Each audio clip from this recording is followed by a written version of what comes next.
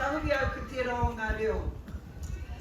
Everybody's been quoting all the flash Moana quotes, but I want to use two whakatauki that actually guided us in our work.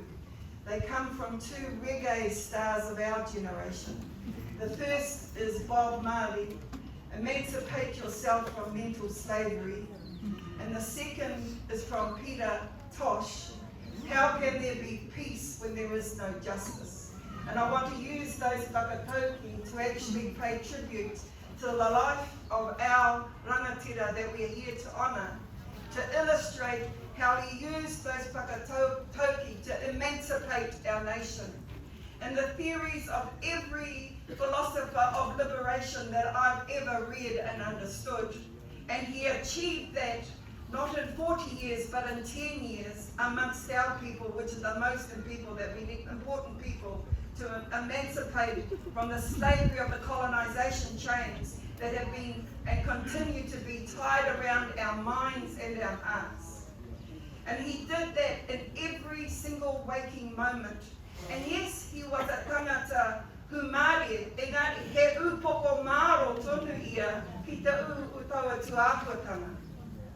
And I want to remind all of our male speakers, it's almost like they had a competition to try and emasculate the strength of the man by saying his kaupapa humare was something that meant that he was the soft one.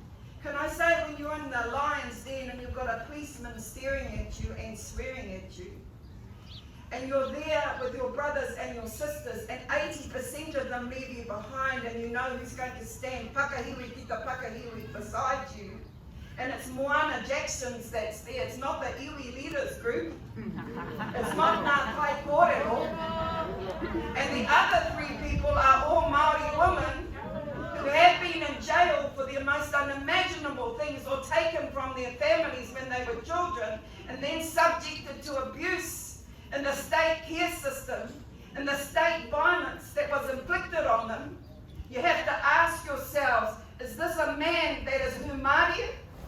Or is this a man that is as courageous as the person he's named after, that should receive the highest honour of the world in the Victoria Cross, and should be honoured in this nation to give birth to ideas that his genius, because it's the genius of his indigenous intelligence, not the whakapapa of the Pākehā that Joe talked about yesterday, that is actually created. It's that genius that has actually provided the pathways to ensure that we achieve social justice in this nation. And he did it with every waking moment, with every breath, with every thought. And he did it knowing when he was talking to you that you were either with him or against him. And most Māori people, we are with him. But we have to have the courage to stand with him. Not be armchair revolutionaries watching us on Te Karere to say, go girl, go. Go Moana, take a fight with Moana. Haere koto ki the United Nations, te reira kia Tiangi te ao. Kao, me tūpakari ai te ao. Me pāpai atu ki ngā mema pāremata. Me hoatu me whakahoki o mai te mana whakahaere o tēnei whenua kia tātou anō.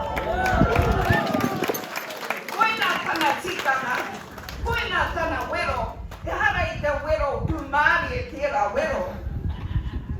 He wero pono tērā tuāhuatanga. I want the politicians to hear this. And then he transforms the nation, because the justice of the position is absolutely something like what Bob Marley and all of those other I think important philosophers of certainly my generation reminded, is that colonization is built on racism and racial hatred for us. And we must put that hatred aside and substitute it with aroha ki tētahi. But to do that means confronting the fact that you have possessed power from those that you hated. You took it wrongfully and you must return it. And that is how we will emancipate ourselves from the mental slavery of a colonization system that has actually dulled our memories of the fact that we actually are the tangata whenua in this land, and we have an obligation that's unseverable to protect them. Now I want to go to the second whakatauki. The second whakatauki. I don't even know the young ones know who Peter Tosh was. And if you're making love to someone, it's best to make love with them. Okay? So how can there be peace when there's no justice? So if you look at Moana's work, that's what he devoted his life to. He whāpānga hou wasn't about writing a report for Jeffrey Palmer. It was about putting colonisation in its context and the fact that our people, and back then there was 12,000 people in jail and 8,000 of them were our people. What's changed now? Nothing. 7,000 people in jail and it's 11,000. The whole problems of the system he identified. The root causes isn't just the Bail Act, isn't just the fact that we have an imposed Pākehā system that has no understanding of our tikanga. The real problem is they actually want to lock us up and throw away the key because they can't find solutions for their own injustice. Their own injustice. They say, yes, Pai, we're going to let you have a conference to talk about social justice. And yes, Moana, you and Annette can come and speak when there's 52 other speakers. And we'll give you half an hour to run a workshop. But we don't want to do that. We would like the 5 million that you use to run the conference to give to maybe the iwi leaders if we can trust them to actually find a process for us to construct our own authority, which is what Annie's just talked about. And we can't sleep at night. Well, I can't, and nor could Moana. You should see us texting like lovers in the middle of the night. Because every waking moment, we are trying to figure out how we can restore ourselves to the status we possessed in 1835, and I know we still possess now, other than in the places that we find refuge in, like our marae, and our kura, and our kohanga. That's the challenge that he set every time we were on the road. You might have heard the other day, our journeys are really, really hard. I've had 3 husbands, no wonder he's had no wives. He's had wives. I'm with a woman now that I love, and she's actually coping. She's lasted longer than the rest of it. But you know, it's a lonely battle. We're going from town to town. Moana did a drive. Guess who's the driver? And I'm a Pākehā driver, okay? We go from town to town, not knowing who was picking us up. Just knowing that one of the kaumātua were going to pick us up. Not knowing how we were going to get home or had penihini. Tuoi was great. We always got there and we always got puha and kai and eels. We always got heaps of kai to take us home. I know when we went to the Chatham Islands, they gave us some feathers to bring back to the Rotorua Institute. I only found out afterwards that it was illegal. It's a bit like Sunny Tota.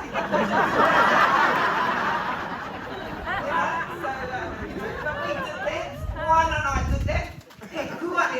We didn't even know that from a weka feathers, like ngā huri huri o te weka were illegal.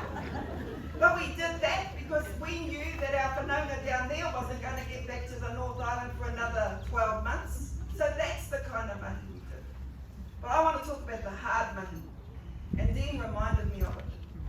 We were there when our people were shot and murdered by policemen. You'll be surprised who goes and who never goes. We were there, not just once, Dominic Brother, Paul Chase. We were there, Stephen Wallace. We were there, Chagrin Stevens just last year. We were there when those whānaus were confronted with the power of the state to justify the murder of our people. And we couldn't talk about those things because those processes at those times were before the courts, which actually made things sub judice. So Moana quite often carried the burden of that, and I would go along and I'd work with them, and then I'd look to Pākehā allies to help us to get through the system, because there wasn't enough money to actually even pay for the petrol to get us get to and from places, or to actually photocopy the needs of the courts at those times. Remember, we were operating in a this kind of world back then. We didn't have phones back then. Everything was done on the hop, but everything was done in the pursuit of social justice. And can I say, I never met Moana for a long time. I'm a follower, a big F follower of Sid Jackson and Moana Jackson.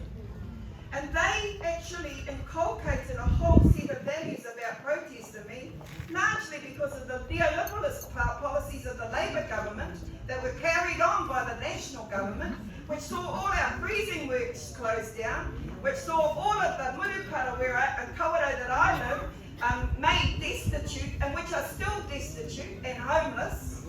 And then the lack of actually investment in capital while they privatised our lands. And then we were threatened with arrest because we had the cheek to tell them that what they was doing was a process of colonisation, because ultimately we owned those lands and they had been wrongfully taken in the first place. And I haven't seen white guilt or Pākehā guilt rectify that. The treaty settlements aren't rectifying that. That's less than 2% of what they took of us. But they've got to start remembering that real social justice starts confronting your own prejudice and your own failure to meet the expectations of justice, which our people are still waiting for. My 10 minutes is nearly up. Kei te moho ai te pai. Te kaumina ki noi o te wā. But you know, we were everywhere. I want to remind, we were there at the fiscal envelope with Sir Happy Te Heu. He didn't trust the iwi leaders back then. He got a lot of young guns in to write the kaupapa, to challenge the fact that we were working in a settlement framework that said we didn't own our own mother, that there was no belonging to our own mother, that they could take away the minerals and the resources and the water from us because that was off the table for settlement, and that we had to confine ourselves to a fiscal envelope that was negotiated in the Sea Lords deal, which I'm guilty of. I stand up and be guilty of that. Thinking because we'd done a deal on the fish, that deal would set the benchmark for the next 40 years of settlement. We were there when we marched around the country, and yes, would I have to mention, you were the kupapa leading the Crown during that protest. We had protests at Parihaka, we had protests at Rotoro, we had protests here. And then we had occupations, 19 of them followed that fiscal envelope process. Then we went from the fiscal envelope to a process of co-option. Suddenly you see Annette Sykes of Marae Pāho with One Harawira. Suddenly you see Sid Jackson running the Liberation. But do you think their co-option processes are going to dull our mind? Not with our strategist at home, Moana Jackson, writing everything for us to say. And we're around the world knowing that because of the injustice in this country, he had to go to the international fora to see social justice principles acknowledged at the United Nations. That's what he was doing by himself, away, sometimes with Nanako, but most times by himself, while the Crown developed brown people in their delegations to show that they were actually representing the Māori people, and Moana's was a sole voice. But they forgot the genius of Moana. And that genius will live on. So the last thing I want to say is I've seen that genius in the last few days in this tangihanga. I want to pay tribute to Safari Hines on this paipai here and Piripi Winiata. The brilliance of those young men and the tutelage that Ngāti Kahungunu and Moana must have bestowed on them means that he's left his moimoia in safe hands in your paipai. And he's got wonderful leadership with Ngāhiwi, Uncle Hami, Tātere, Tōkauma. Ngāti, you don't sit them down, they sit me down in Te Arawa all the time. So I want to pay homage. And then I want to talk about Te Mauri Ora Kingi's boy. I listened to him at Waimana. And he came there to talk about Inaya Tonunei and his dreams to establish our own criminal justice system. Because he wants to stop the Crown from stealing our children, from making our women and our children feel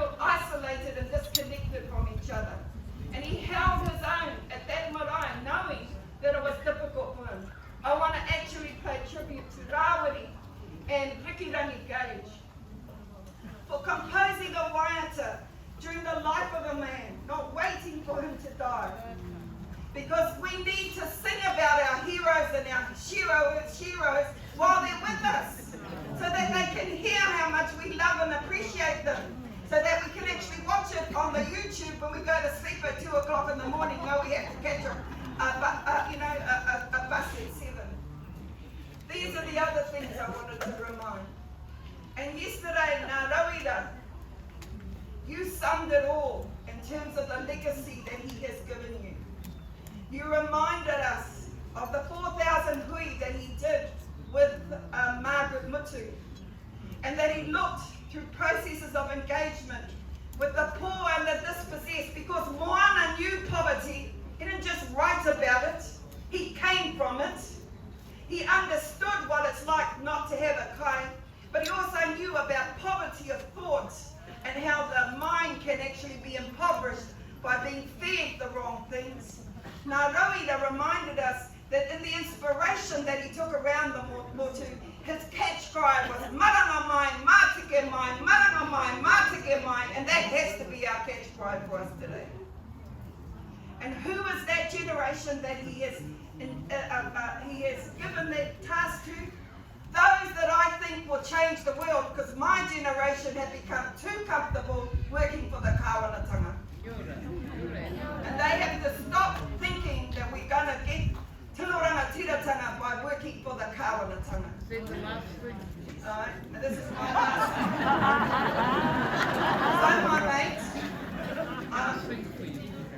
so my mate, they want to sing for me. I can sing, but I'm a bit flat, so I'm going to get someone else to sing, okay? I just want to say thank you.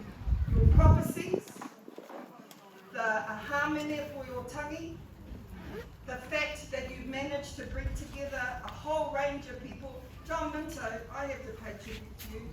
You know, Moana's like you. You're royalty in the protest movement. You are the most inspirational organisers for change that I know. You, Sin, Hilda and Hone and Hannah. And I want to really pay homage to you coming from Christchurch today. And all of his other Pākehā allies who've taken time to come in actually. And you know, I say to the Chinese community, there's a Meng Fu and a Meng Zu. I think Meng Fu got just pushed off the top of the hit parade in the Chinese community at this coming, okay? Because Meng Zu came here with her rōpū, kōrero Māori, sang a waiata, spoke her reo, and stood in absolute solidarity for everything that we believe in. So my message to us from this tangi is, we must carry that legacy together as a nation. Kawe e riro mā te Pākehā kawe, kawe e riro mā te ture Pākehā he kawe, mā tātou katoa te iwi Māori hei arihi, mā rātou kei muri. I rungi taua tu apatana, tēnā tātou, tēnā tātou, tēnā tātou.